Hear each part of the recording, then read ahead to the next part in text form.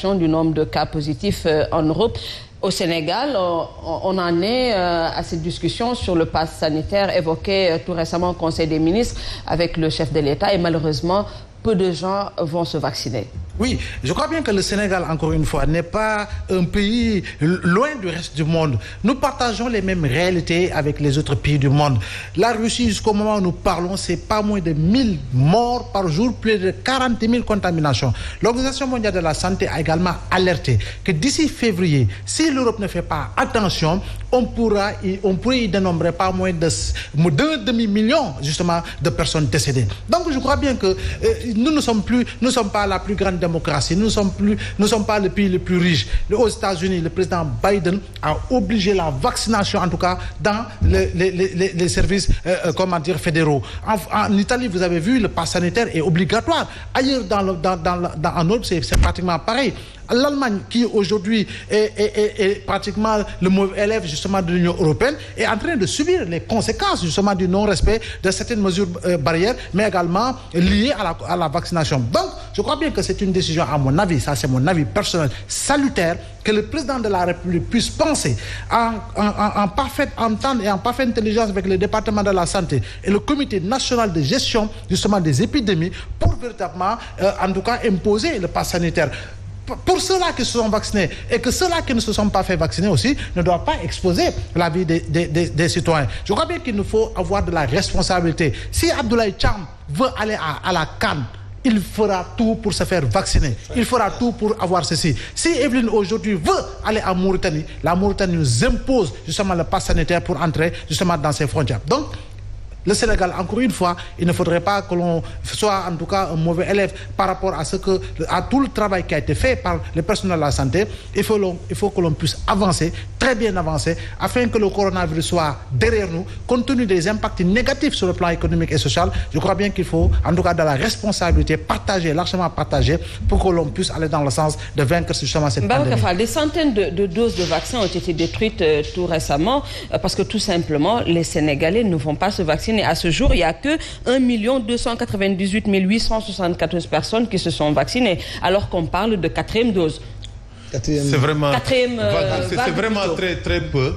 1 298 avec quand on a une population quand même pratiquement maintenant qui dépasse les 16 millions. Les 16 millions d'habitants. C'est un problème. Je pense que je partage totalement l'analyse, en tout cas les points de vue de Abdoulaye.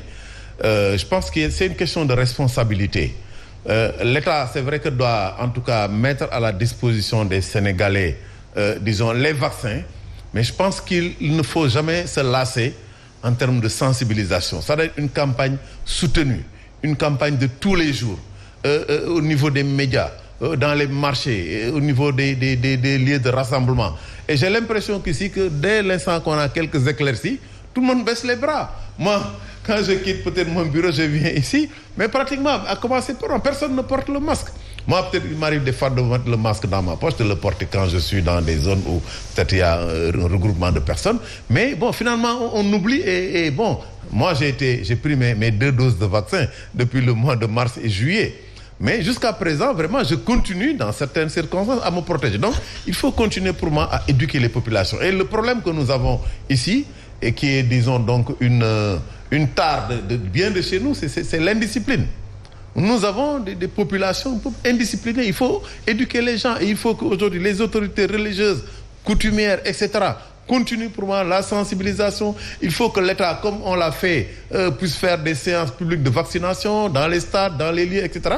Et il est heureux que le président, à mon avis, ait pu parler peut-être donc de l'obligation d'avoir le pass sanitaire. Je pense que donc dans certains lieux publics, etc., je pense que c'est une initiative, à mon avis, qu'il faut peut-être amplifier afin que les Sénégalais sachent que nous ne sommes pas un peuple sorti de la cuisse de Jupiter. Ouais. Ce qui peut arriver donc dans d'autres pays peut nous arriver, et que les gens vraiment quand même mettent beaucoup d'efforts dans disons, dans le respect, disons donc des gestes barrières. Alors Abdoulaye Thiam, ceux qui pensent qu'on a tourné la page du coronavirus n'ont-ils pas raison quand on voit que la campagne de communication agressive qu'on avait lors de la première, de la deuxième, de la troisième vague, on en a plus, il y a aucune mesure coercitive pour un peu pousser les Sénégalais à continuer à respecter les mesures barrières?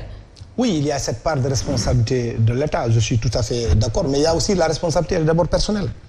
C'est une responsabilité d'abord personnelle, il faut que les gens là aussi arrêtent. Si nous voulons avancer, regardez aujourd'hui dans les championnats, pour parler sport, regardez dans les championnats européens. En Angleterre, c'est plein à craquer. Mais qu'est-ce qui se passe? Aucun Anglais n'arrive dans les stades ne peut acheter un ticket si vous n'avez pas fait vous n'avez pas pris votre dose de vaccin. On aurait dû l'imposer ici au Sénégal à la lutte. Bientôt, on aura des drapeaux du chef de l'État, des drapeaux de ceci ou de cela.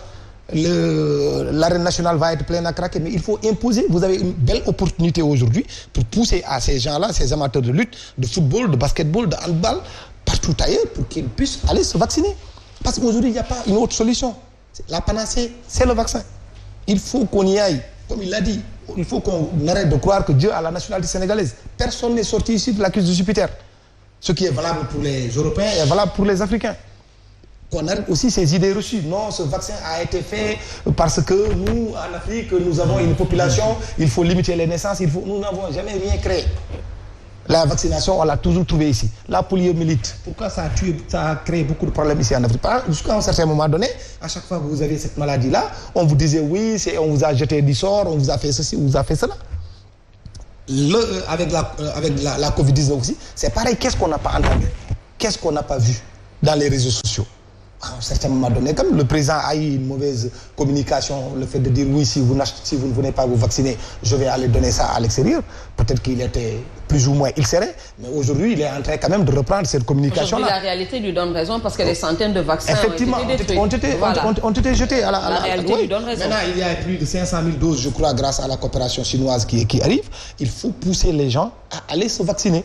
Si les gens refusent, parce qu'il n'y a pas d'obligation, mais si, comme en France, il n'y a pas d'obligation. Mais quand même, il y a des endroits, parce que les Sénégalais aiment la lutte, les Sénégalais aiment le football, vous pouvez leur dire, vous ne pouvez pas accéder dans ces lieux-là si vous n'avez pas le passe validité et faire en sorte qu'il n'y ait pas de trafic aussi. Très bien. Alors, nous allons terminer. Abdoulaye Mbow, le prix Goncourt 2021 a été décerné à notre compatriote Mohamed Mbougar Sarr pour son roman La plus secrète des morts des hommes. Mais c'est une première au Sénégal, une première en Afrique subsaharienne. Mais c'est un monsieur qui essuie beaucoup de critiques, une particularité sénégalaise encore une fois. Ou peut-être oui, peut-être non. Même si l'unanimité n'est pas de ce monde. Je dis pour dire vrai, je n'ai pas encore lu véritablement l'ouvrage. C'est vrai que j'ai le document en PDF, mais je n'ai pas encore pris le temps de lire. Mais je vois qu'en tout cas, des personnes que je connais très bien, journalistes, acteurs de quelques secteurs, en tout cas, etc., qui publient sur, en tout cas, des bribes d'informations le concernant. Je crois bien que l'ouvrage en tant que tel, on dit bravo à notre compatriote. J'attends de vous lire l'ouvrage pour véritablement donner une idée beaucoup plus claire. Mais s'il est vrai qu'effectivement,